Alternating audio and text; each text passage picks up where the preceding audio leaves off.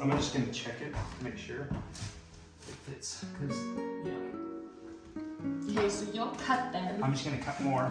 So what And you gotta then- do is, I think I've been watching. It doesn't matter if it's like this way. it doesn't, It this should one's the fit. cut side, it's a little rougher. So Well, maybe put on it doesn't really matter. That's the fresh side, I Okay. think. Okay, so what you gotta do is get a little mud from this. Because it has the teeth. Yeah. I mean, you don't technically, you could use that, but you're gonna just put it on and butter it. And just cover, So just make sure the whole tile is covered. and then just like that. Okay. Okay. Make sure the sides are clean. Yep. And then, do you have to have stuff on the bottom of the? Nope. Nope. Really? Even I scraped it out. Yeah, that's what we're doing. The other ones, You buttered the ground. This Yep. you're buttering the tile. Yep. So now you're gonna set it in there. So go ahead and set it in there. If I wipe this on my shorts, will it wash out? Yeah, it's pretty good about washing out. Okay, so lay it in here. Yep. And then just kind of like smush it down a Yeah, little push bit. it down in, wiggle it back and forth, and then set a spacer. We want this mortar line to be nice. But if it's up against the wall, that's good. That's fine. And if it's not up against the wall, it doesn't matter either. So it kind of moves around. Yep, it does. So is that why you want one on each side? Put them on the corners, on the edges. Yep, I put one back in that. Yep. And some sides are different, like, so, yep, Thickness. yep. And you feel like, oh, it's not gonna go, just put in the site that will go in and then let it space. Okay.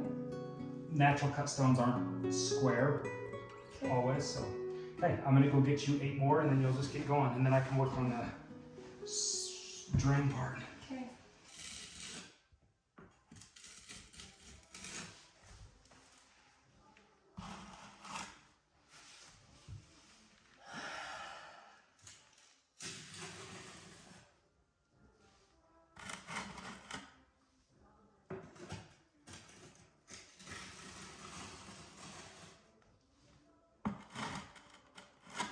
I've always heard people say,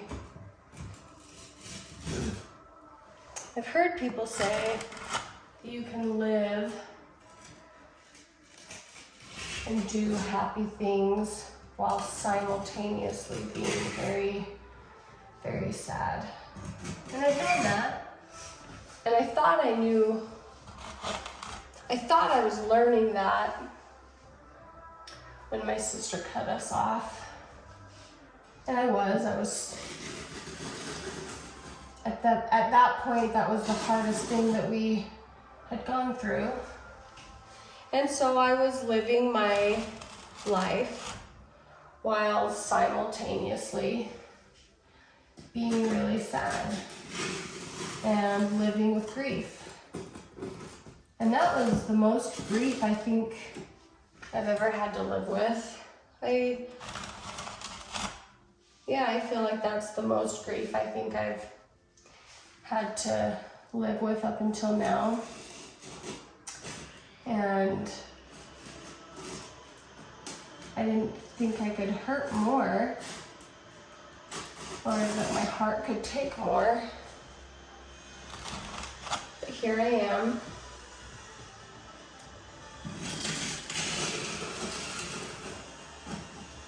And all while honestly trying to navigate that grief and just complete non-understanding. I cannot fathom. I just can't fathom. All while trying to navigate that. The world against me. Every news station, every magazine you can think of.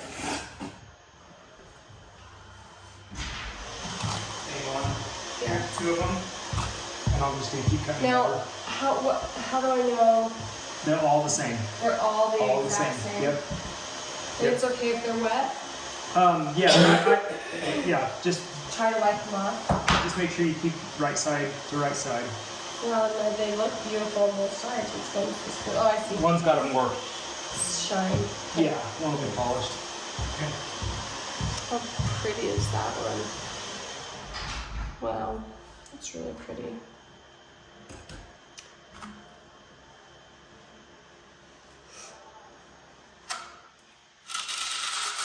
Ooh, it's my first time buttering a tile.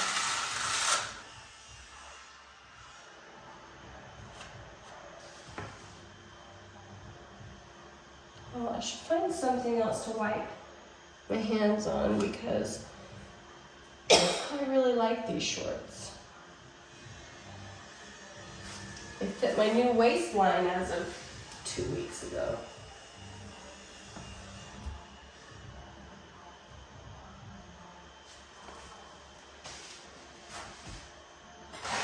Put these spacers in, just like Joel told me.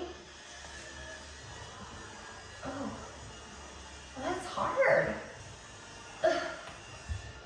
Oh my gosh, it's the whole thing. Oh, Joel, get in here.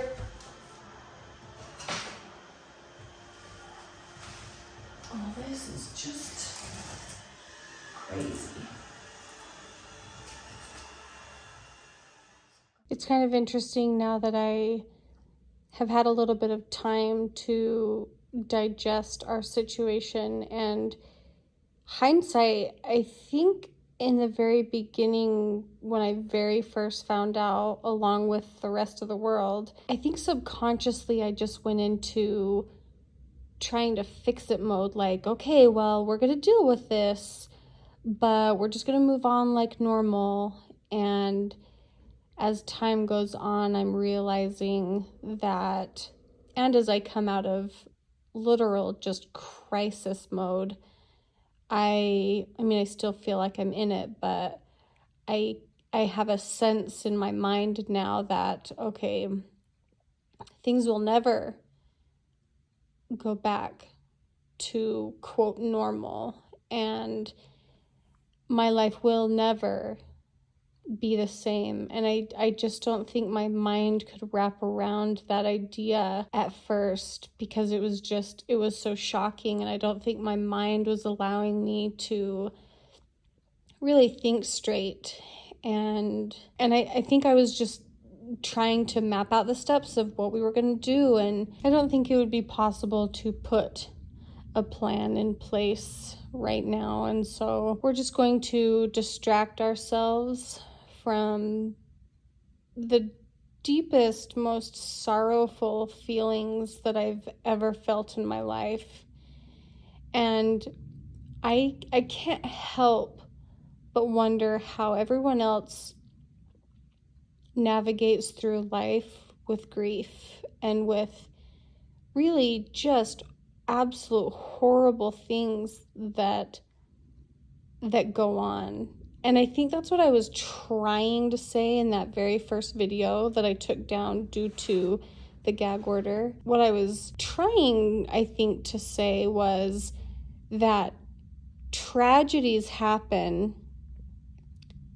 And now my question is, how do people even navigate these tragedies? And my heart just breaks because so many people have sent me messages of maybe situations that are similar that they've been in, maybe they've been the victim. People's strength really blows me away. The amount of hurt that people go through really blows me away. People love to wonder why I make this about me. And I think that's such an ironic question, because the only thing that I can semi-control is my point of view and my life and what I'm going to do, my choices. And so I think that's kind of a silly question, or a silly accusation that people are thinking that I'm trying to make this about me. I'm just simply trying to navigate my own life. It's hard to watch my family members. It's hard to watch my own children. And in a way, I feel like we're losing our family members for a second time. I guess this is our first step in trying to put a little normalcy into our lives and sharing that with you.